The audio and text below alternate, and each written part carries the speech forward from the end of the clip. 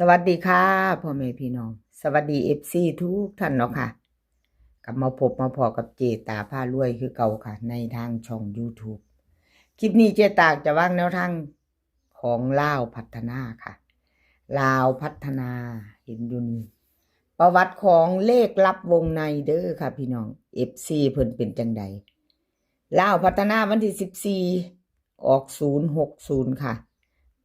80ล่างของเพิ่นวิ่งรูดเข้าตัวหนึ่งแล้วก็08ออกตัวกลับเนาะค่ะลาว80วงในออก008เนาะค่ะ08เลขลับวงในเนาะค่ะรับวงในมาไปตัวของเพิ่นเข้าไปเนาะค่ะตัวกลับ08ลาวออก80ล่างเนาะให้เบิ่งอีกค่ะประวัติ1งวดเจตายเบิ่ง2งวดเพิ่นหลุดไปเนาะค่ะ2งวดเข้างวดนึงหลุดงวดนึงเลขลับวงในค่ะกราบขอบบุญขอบคุณหลายๆค่ะที่ให้แนวทางมาวางทางช่องของเจตากราบขอบพระคุณเป็นอย่างสูงค่ะลาวพัฒนาวันที่16ค่ะนี่จะเป็นแนวทางใหม่เพิ่นวันที่16ใครจะตามต่อก็เตรียมแคปหน้าจอเนาะค่ะเลขลับวงในวิ่งรูดเพิ่นให้มาค่ะ8กับ2 8กับ2ตัว4หางค่ะ85 84 24 25เบิ้ลค่ะ88 22 3ตัวค่ะ3ตัว3หาง842 225 848ค่ะวิ่งรูดเพิ่นเด่นทอกันเด้อค่ะ8กับ2วงกลมให้ทั้ง2ตัวเนาะค่ะ84กับ25ค่ะ2หาง2ตัวเพิ่นเน้นให้จับตามอง84กับ25พี่น้องเพิ่นเน้นให้2ตัว848ค่ะ3ตัวเน้น1หางใครจะตามต่อกับเลขลับวงในกราบขอบบุญขอบคุณเลขลับวงในหลายๆค่ะที่ให้แนวทางมาวางทางช่องเนาะค่ะ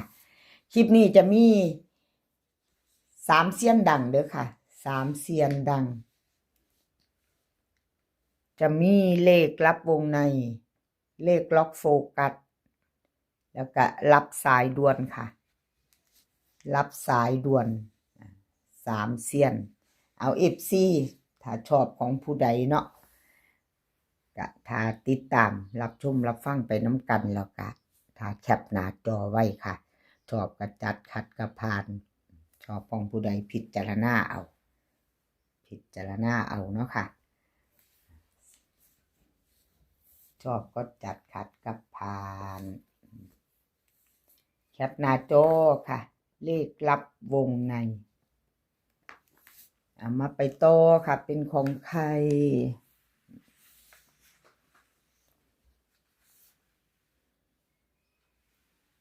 เป็นของใครเลขล็อกโฟกัสค่ะพี่น้องวันที่14ที่ผ่านมาลาวพัฒนาออก06080ค่ะวิ่งลูดโฟกัส2ตัวค่ะเบิ้ลแล้วก็3ตัวลุดไปค่ะลุดไปแต่วันที่12เพิ่นเข้าไปอยู่เนาะพี่น้องเจตายเบิ่ง2งวดค่ะประวัติเพิ่นประวัติ2งวดเพิ่นก็เข้าไปงวด1 53บนเนาะมาหลุดวันที่14หลุดแล้วหลุดเลยค่ะพี่น้องเก่าหลุดไปใหม่มาค่ะมาไปรุ่นใหม่ไปต่อกันกับเพิ่นวันที่16เนาะค่ะเป็นวันศุกร์20:30นเตรียมแคปหน้าจอค่ะ FC เตรียมแคปหน้าจอ FC ของเลขล็อกโฟกัสใครจะต่อกับเพิ่นแคปหน้าจอไว้พิจารณาใหม่เนาะค่ะพี่น้องไว้พิจารณาใหม่วิ่งรูดเพิ่นให้มา2กับ4ค่ะ2ตัวค่ะ2หาง4หาง2ตัว4หาง24 25 41 40ค่ะเบิ้ล22 44 3ตัวค่ะ 241 441ค่ะวิ่งลูดเด่นทอกันค่ะ2กับ2ตัวค่ะเน้น25กับ41พี่น้องจับตามอง41กับเปิ้น44นะวันศุกร์พี่น้องเจตาเป็นวันศุกร์เนาะเบิ้น44พิจารณาเอาค่ะพี่น้องพิจารณาเอา3ตัวค่ะล็อกโฟกัสเน้นให้241หางเดียวค่ะเน้นให้หางเดียวเน้นหางเดียวเลขล็อกโฟกัส